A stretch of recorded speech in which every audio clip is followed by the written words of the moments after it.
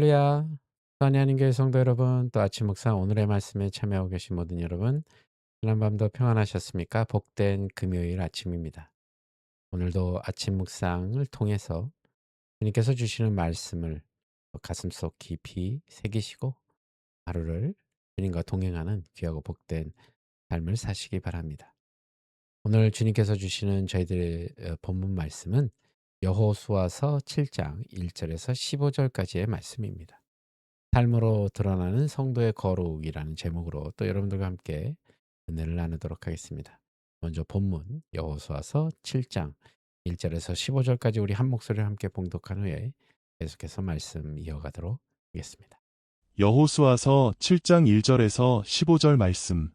이스라엘 자손들이 온전히 바친 물건으로 말미암아 범죄하였으니 이는 유다 지파 세라의 증손 삽디의 손자 갈미의 아들 아간이 온전히 바친 물건을 가졌음이라. 여호와께서 이스라엘 자손들에게 진노하시니라. 여호수아가 여리고에서 사람을 베델 동쪽 베다엔 곁에 있는 아이로 보내며 그들에게 말하여 이르되 올라가서 그 땅을 정탐하라 하매 그 사람들이 올라가서 아이를 정탐하고 여호수아에게로 돌아와 그에게 이르되 백성을 다 올라가게 하지 말고 2-3천 명만 올라가서 아이를 치게 하소서. 그들은 소수이니 모든 백성을 그리로 보내어 수고롭게 하지 마소서 하므로 백성 중 3천 명쯤 그리로 올라갔다가 아이 사람 앞에서 도망하니 아이 사람이 그들을 36명쯤 쳐 죽이고 성문 앞에서부터 스바림까지 쫓아가 내려가는 비탈에서 쳤으므로 백성의 마음이 녹아 물같이 된지라. 여호수아가 옷을 찢고 이스라엘 장로들과 함께 여호와의 궤 앞에서 땅에 엎드려 머리에 티끌을 뒤집어 쓰고 저물도록 있다가 이르되 슬프도소이다 주 여호와여 어찌하여 이 백성을 인도하여 요단을 건너게 하시고 우리를 아모리 사람의 손에 넘겨 멸망시키려 하셨나이까. 우리가 요단 저쪽을 만족하게 여겨 거주하였다면 좋을 뻔하였나이다. 주여 이스라엘이 그의 원수들 앞에서 돌아섰으니 내가 무슨 말을 하오리이까. 가나안 사람과 이 땅의 모든 사람들이 듣고 우리를 둘러싸고 우리 이름을 세상에서 끊으리니 주의 크신 이름을 위하여 어떻게 하시려 하나이까 하니 여호와께서 여호수아에게 이르시되 일어나라 어찌하여 이렇게 엎드렸느냐. 이스라엘이 범죄하여 내가 그들에게 명령한 나의 언약을 어겼으며 또한 그들이 온전히 바친 물건을 가져가고 도둑질하며 속이고 그것을 그들의 물건들 가운데에 두었느니라. 그러므로 이스라엘 자손들이 그들의 원수 앞에 능히 맞서지 못하고 그 앞에서 돌아섰나니 이는 그들도 온전히 바친 것이 됨이라. 그 온전히 바친 물건을 너희 중에서 멸하지 아니하면 내가 다시는 너희와 함께 있지 아니하리라. 너는 일어나서 백성을 거룩하게 하여 이르기를 너희는 내일을 위하여 스스로 거룩하게 하라. 이스라엘의 하나님 여호와의 말씀에 이스라엘아 너희 가운데에 온전히 바친 물건이 있나니 너희가 그 온전히 바친 물건을 너희 가운데에서 제하기까지는 내 원수들 앞에 능히 맞서지 못하리라. 너희는 아침에 너희의 지파대로 가까이 나아오라. 여호와께 뽑히는 그 지파는 그 족속대로 가까이 나아올 것이요 여호와께 뽑히는 족속은 그 가족대로 가까이 나아올 것이요 여호와께 뽑히는 그 가족은 그 남자들이 가까이 나아올 것이며 온전히 바친 물건을 가진 자로 뽑힌 자를 불사르되 그와 그의 모든 소유를 그리하라. 이는 여호와의 언약을 어기고 이스라엘 가운데에서 망령된 일을 행하였음이라 하셨다 하라. 아멘. 예, 여리고 성을 정복한 후에 승리의 기쁨은 오래가지 못했습니다. 하나님께 드려야 할 물건을 도둑질한 아간의 죄로 인해서 하나님의 진노가 공동체에 임한 것입니다. 하나님이 아닌 자신에게 눈을 돌린 이스라엘은 아이성과의 전쟁에서 패하는 결과를 맞이하게 됩니다. 이스라엘은 죄에서 돌이켜 하나님 앞에 바로 서야 했습니다. 이는 오늘날 우리 성도들에게도 동일하게 적용됩니다. 하나님의 은혜 안에 있는 우리는 어떻게 하면 거룩한 삶을 살 수 있을까요? 첫 번째로 우리는 하나님의 신실한 언약 안에서 거룩한 삶을 살 수 있다는 것입니다. 오늘 본문 1절은 이스라엘 자손들이 온전히 바친 물건으로 말미암아 범죄하였으니 라고 시작합니다. 그런데 이어지는 내용을 보면 이스라엘 자손들의 죄가 아닌 아간 한 사람이 저지른 죄에 대한 것이기 때문에 의문이 생길 수 있습니다. 하지만 이 말씀은 한 사람의 죄가 공동체 전체에 영향을 미친다는 아주 중요한 진리를 우리에게 알려주고 있습니다. 아간이 하나님께 드려야 할 물건을 숨긴 것은 단순한 절도가 아닌 하나님과의 언약을 깨트린 행위였습니다. 하나님께서는 아간의 죄를 개인의 일탈이 아닌 공동체의 죄로 여기셨습니다. 이는 오늘날 교회와 성도의 관계에도 동일하게 적용되는 것입니다. 우리는 공동체의 일원으로서 나의 신앙이 공동체 전체에 영향을 준다는 사실을 여러분 꼭 기억하셔야 합니다. 날마다 자신의 삶을 돌아보아 신실하신 하나님의 언약 안에 서는 그런 성도들이 되시기를 소망합니다.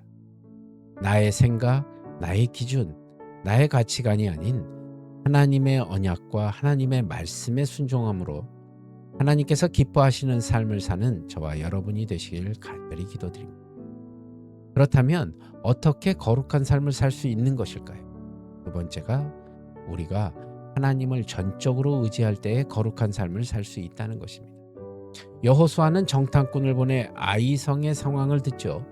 3절에 정탐꾼들은 백성을 다 올라가게 하지 말고 2-3천 명만 올라가서 아이를 치게 하라고 말합니다. 그들은 소수이기 때문에 모든 백성을 그리로 보내어 수고롭게 할 필요가 없다는 것이었죠. 이렇게 보고합니다. 아이성 전쟁을 준비하는 과정 어디에서도 하나님께 묻거나 기도하는 장면은 나오지 않습니다. 이러한 모습은 영적 자만과 무감각의 결과인 것입니다. 결국 이스라엘 군사 중 36명이 죽었고 백성의 마음은 물같이 녹았다고 적혀 있습니다.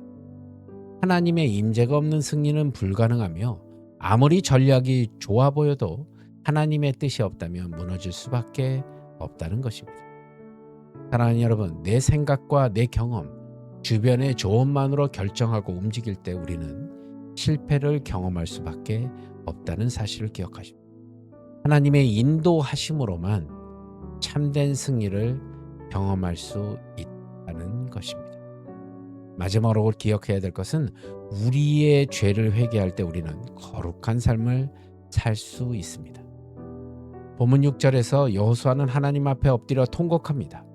왜 이스라엘이 아이성 전투에서 패했는지, 승리하지 못할 것이라며 왜 가나안 땅으로 인도하셨는지 탄식하는 여호수아에게 하나님은 일어나라고 말씀하십니다. 그리고 하나님과의 언약을 가볍게 여긴 죄로 이스라엘은 전쟁에서 패배할 수밖에 없었음을 알려주십니다.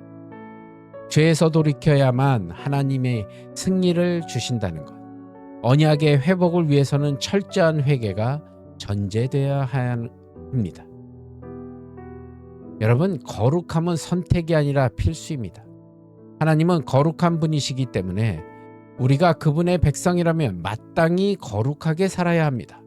죄를 가볍게 여기지 말고 날마다 자신을 살피며 회개함으로써 거룩한 삶을 사는 저와 여러분이 되시기를 간절히 기도합니다. 오늘 본문은 한 사람의 죄가 공동체 전체에 미치는 결과를 보여주었고 거룩함의 회복 없이는 하나님의 동행도 승리도 없다는 진리를 선포하는 본문입니다.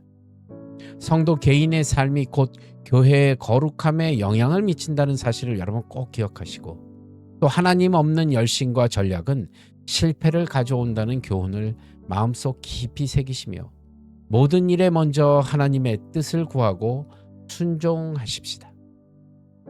그리고 회복은 죄를 직면함으로 철저하게 제거하는 데서부터 시작된다는 것 또한 꼭 기억하셔야 합니다. 우리 모두가 날마다 자신을 스스로 점검하고 거룩함을 회복하여 하나님의 임재 가운데 살아가기를 간절히 축원합니다. 삶으로 드러나는 성도의 거룩은 바로 여기서부터 시작된다는 것이죠.